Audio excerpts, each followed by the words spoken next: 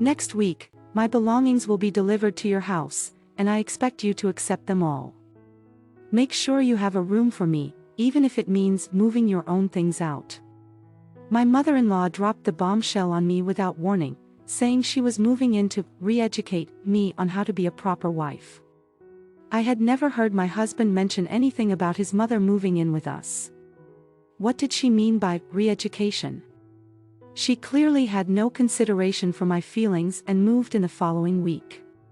When she saw her son, she screamed like a banshee, only to realize that there was no place for her to live because this was my real home. As a working wife, I had been married to Marcus for 3 years. We met through a friend and hit it off immediately. After 2 years of dating, we got married. We were both working. We've lived alone before, so both of us were capable of doing a full range of housework. After we got married, we decided that whoever noticed it or had free time would take care of it. This policy seemed to suit us better than a clear division of chores. We never had any dispute over them. When my work became busier, Marcus' share of the workload increased a little at home. Even though it was a rule that we had decided upon together, I felt a little bad about it. I made up for it by buying him nice dessert and treating him to a meal on weekends. I felt like I was bringing him with. But he always said, "I'm happy to do it this way rather than overwhelming you at home." I was reassured that I married a really good guy. I pray that those happy days would last forever. Just as I was hoping my father-in-law passed away. He had married late, so he was already quite old. It was sad, but Marcus accepted it as inevitable to a certain extent. For my mother-in-law, Louise, who had been with him for many years, it was not that easy. She must have felt so lonely after the sudden loss of her husband that she struggled to be alone and began to visit us frequently on weekdays. She came over after we got home from work on weekends. She sometimes showed up in the morning. To be honest, it was a little hard for me to entertain her from the morning on my days. Although I was quite tired from work, I couldn't neglect a grieving mother-in-law. I was determined to help her heal and recover as much as possible. As she continued to rely on us, I noticed that the reason for her visit had somehow changed. In the beginning, we just chit-chatted over meals and dreams. We talked about my work, how I was getting along with Marcus, etc., etc. I was not sure it was appropriate to mention my father-in-law, but sometimes the conversation unexpectedly turned to him. She sometimes shed tears and I quietly stayed beside her. However, she started focusing more and more on me as a. Getting unwanted advice would have been better than the criticism that inside of the refrigerator was not well organized. Laundry and cleaning were not done properly. There were too many discarded packages, cup noodles, and ready-made food in the trash. She asked me if I was trying to destroy my house before I had a baby. I was open, criticized like. It was inevitable that as long as we both worked and shared the chores, there were some sloppy jobs. We were both laid back, so we were never bothered by the details and weren't even thinking about starting a family. I understood what she was trying to say, but if only she got bitter and stopped coming over so often, I could have tended to my housework more. Of course, I didn't dare to tell her that. Yes, right. I'm sorry. I had no choice but to knock my heads in agreement. One weekend she came over as usual. She saw Martha washing the dishes and suddenly started scolding me. "Why is my son washing the dishes? You are the wife. You should be the one doing it." I froze at her outburst. She paid no attention to me and took the plate and sponge from his. She then met him sit on the sofa and pulled me to the kitchen. I stood in front of the sink feeling a little irritated, but trying to talk as calmly as possible. "Listen, Luis, we both work, right? That's why we share the housework. It's just so happened that he was doing it today. I don't leave everything to him. Don't talk back to me." I tried to explain, but she didn't want to listen to me or try to understand. I thought that if Marcus explained it to her, she would have at least tried to understand a little. I glanced at him with helpful eyes. He nodded as if he understood. I believed that he was going to help me out of the awkward situation. I was relieved for a moment. Then he blurted out totally unexpected things. "Mom, calm down. It's not good for your health to get so upset. You have a point though. I'm going to make her do the right things from now on. Honey, you should apologize to her." He looked at me. Why didn't he just tell her that we shared the chores? I thought about saying so, but I felt there was no point in arguing with Luis any farther. I will be careful in the future. I apologize and put the matter to rest. I asked Marcus what he was up to after she left, no matter how much I told her about our. She wouldn't have listened to me as long as she saw me as a bad wife. If he had told her she would have listened to him, that would have been all it took to settle the matter. Why did he have to make it worse? He sensed how angry I was and started excusing himself. I was just trying to smooth things over. I'm sure if I explained about the shared responsibilities, my old-fashioned mom wouldn't have underset. You know, I didn't really agree with her, right? She eventually understands. He tried to justify himself, but we knew each other for a long time. I knew that he was bullshitting. In fact, I thought he was hoping that he wouldn't have to do the housework. He had been kind of a trick star ever since we started dating. As I mentioned before, I was easygoing. And he had never caused any serious trouble, so he got away as mischievous. I saw no remorse in him, but more than anything, I was exhausted. I decided to swallow hard and assume that he wanted to show his mother some dignity. Well, we had been sharing the workload so far. Things would have been back to normal the next day. I had such faith.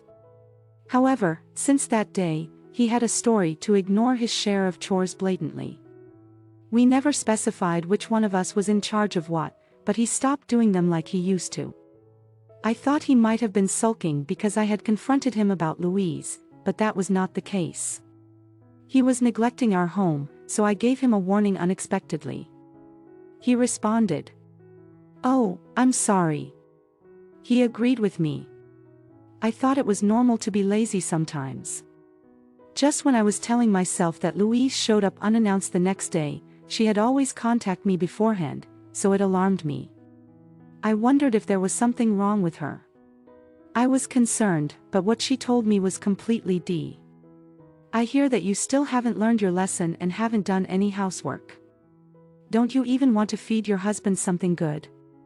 Marcus tells me he hasn't been eating homemade food lately because you don't cook at all. I immediately glared at him. Had he snitched on me that I had warned him? No, it wasn't my fault. In the first. So snitch wasn't the right word. He didn't want to do the chores, so he was trying to make me take all the blame. As a result, she started coming over more open than before, and he stopped doing anything altogether. I even had to take over the things he was supposed to do when he got home before me. If I wasn't so busy at work, I could have handled with ease, but my work was still hectic. I had to cut down my sleep to get everything done and was getting physically exhausted. I knew that I was going to collapse if I continued like this and decided to talk to him again. Unfortunately, for me, his work had become busy around that time and we could not have a proper talk. I thought it was inevitable if it was work, but his schedule was outrageous. It was normal for him to come home well after midnight during the week on weekends. He worked all day long and in the worst cases he stayed overnight at the office. Saying the commute was a waste of time. Just the other day I was thinking about discussing Luis, but then I was worried that he was overworked. When I saw him at home, I asked him if he was okay. He replied without a trace of fatigue. "Yes, I'm fine." I was relieved to hear that. But I thought he looked too energetic. If he was working that hard, he should have shown a little bit of fatigue in his appearance. I wondered how he had so much stamina. I was truly perplexed if his company was making him work as much as he did. they might have been violating the feral labor standards. I decided to talk. My colleague, her family member, worked for the same company as him. When I told her about the way Marcus was working, she looked at me puzzled. It is in data busy season right now, but I don't think they have to work that hard. It may vary from department to department. Even so, they're very strict about ours nowadays, unlike in the past. In other words, Marcus' hard work was not a complete lie, but it was not completely true either. I had a hunch. He didn't come home from work. I was also busy with mine because of my frantic life. I could not keep up with the housework. The house was in a miserable state. I was supposed to get a day off the next day. If I spent the whole day, the house would have been back in order. That was my plan. But then Louise showed up to my DISM. What in the world happened in this house? The moment I entrust you with the housework, it becomes like this. No wonder my son has been doing it. I have been telling you that we share. I was about to explain again when I realized that there was no point in arguing with her. As I was hesitating, she made a gesture as if she had just thought of something. I'm going back home for today. I just remembered something to do. She headed for the door.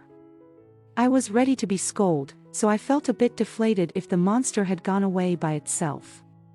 I had nothing to complain about though. A few days later, she declared something frightening.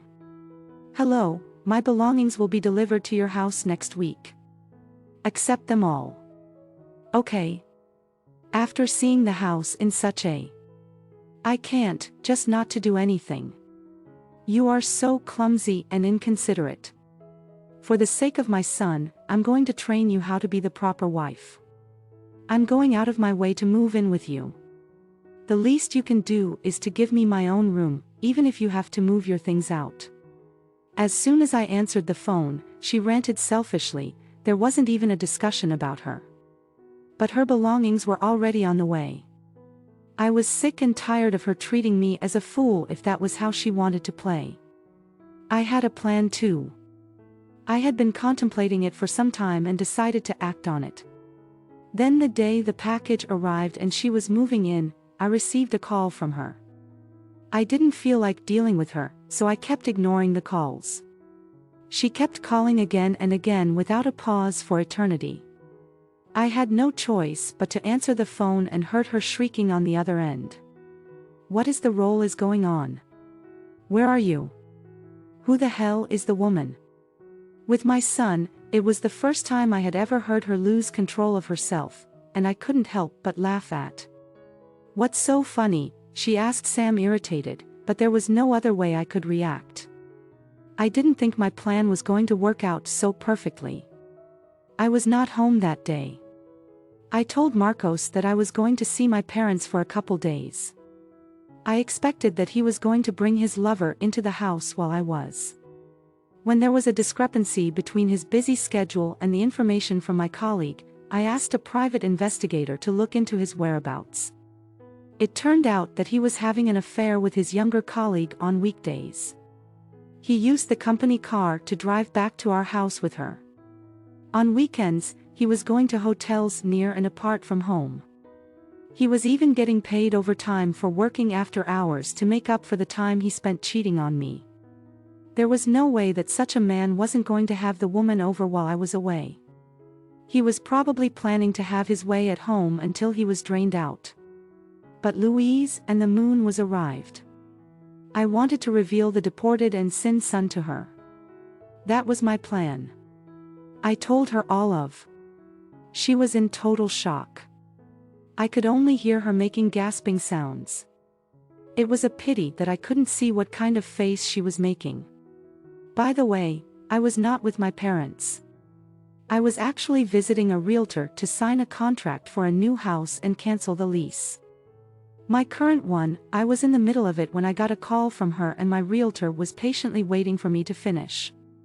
Listen, Louise, I'm busy counseling the lease for my house and stop. So I cut to the chase. You made her fool of me and told me that I needed to be. Do you realize who really needs it now? And you insinuate that women do the housework. Who do you think pays the rent of that house? Me.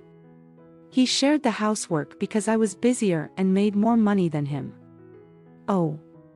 But he's busy shaking his hips for another woman now, right? Well, I can care less. As for divorce and alimony, my attorney will contact him at a later. Don't get in touch with me ever again. I was about to hang up the phone and heard her sobbing and pleading with me. I just terminated my lease of my old house. Where am I supposed to go if this house is no more? She had been enjoying picking on me, yet she relied on me when inconvenienced. It's none of my business. Talk to your idiot son. I hang up the phone for real. A few days later, I fight for divorce and 100,000 alimony was being negotiated. I didn't doubt my excellent attorney, Marcus Koss, was dismissed from his job along with his lover because of the incident. I heard from my attorney that Marcus was dumped by the other woman who told him that they should not have gotten involved. I briefly entertained the thought of them getting together and leading a miserable life, but I quickly dismissed such a wicked thought. Instead, I was intrigued by an interesting story that still had a mystery left to be solved. How did Marcus manage to keep up with both his busy work and affairs without showing any signs of exhaustion? One factor could have been that he enjoyed the thrill so much that adrenaline helped him. The biggest factor, however, was simply that he was using a lot of over-the-counter energy boosters as a crutch. As a result of the drugs, he developed some internal organ problems and could no longer work as much as he used to. Excessive consumption of substances is always a bad idea. The lease on our previous house has been terminated, and Marcus and Louis no longer have the means to keep living there. I have no idea where or how they are currently living, or even if they are still alive. They no longer matter to me. I am more excited about my new life and what the future holds for me.